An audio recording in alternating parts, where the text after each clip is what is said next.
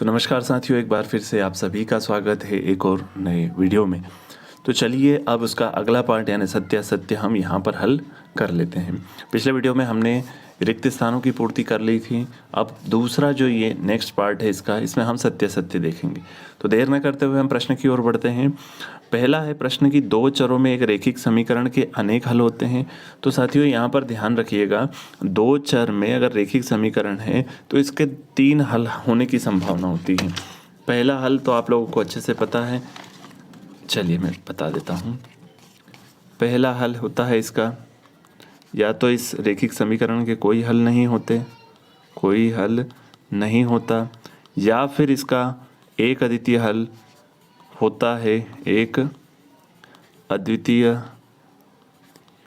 या फिर हम कह सकते हैं इसका अनंत अनेक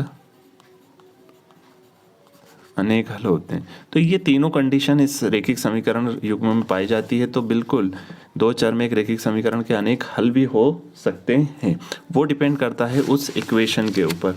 तो ये बिल्कुल सत्य है। अच्छा, अगला प्रश्न क्या कह रहा है कि रैखिक समीकरण का प्रत्येक हल उसको निरूपित करने वाली रेखा पर स्थित एक बिंदु होता है। बिल्कुल सत्य बात कही है इसने।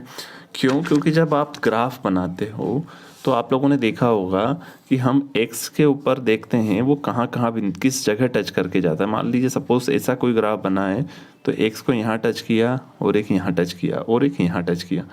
अगर वो जहाँ जहाँ हमें टच करता है हमने देखा है कि वहाँ वहाँ उसके क्या होते हैं, शून्यक होते हैं, और शून्यक यानी उसके हल। तो बिल्कुल ये वो उस बिंदु पर डिपेंड करता है, होता है। तो ये भी क्या होगा, आप लोगों का सत्य है।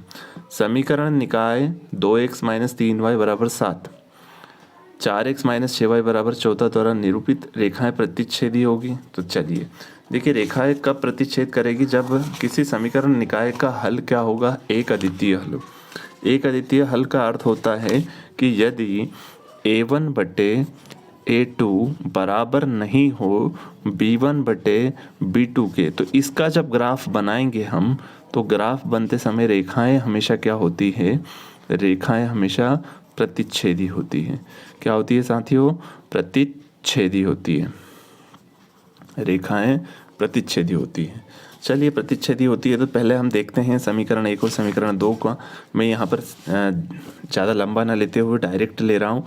2/4 और इधर हो जाएगा आपका बराबर है क्या, -3 बटे -6 के। तो देखिए 2 1 कम 2, 2 दूना 4, तो ये माइनस से माइनस गया, 3 1 कम 3, 3 दूना 6। तो यहाँ तो ये दोनों बराबर आ गए। अब तीसरा हम देखते हैं। तीसरा अगर हम देखते हैं तो क्या आ रहा है साथियों, यहाँ पर -7 बटे क्या आ जाएगा, -14। तो ये माइनस से माइनस गया तो 7 1 7, 7 दूना 14। तो यहाँ पर आप देख पा रहे हैं कि तीनों निकाय एक दूसरे के क्या जा रही हैं, बराबर जा रही हैं। यानी हम कह सकते हैं कि यहाँ पर जो समीकरण निकाय है वो अनंत अनेक हल देगी, ना कि यहाँ पर रेखाएं प्रतिच्छेद करेगी। यहाँ पर रेखाएं क्या होगी, जब ऐसा कंडीशन होता है तो यहाँ पर रेखाएं साथियों देखो, कोई हल में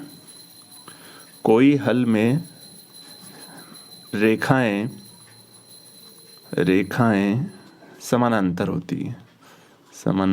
होती है, लेकिन जब अनंत हल होते हैं, अनेक हल होते हैं, उस कंडीशन में रेखाएं संपाती होती, संपाती यानी ओवरलैप करेगी वहाँ पर।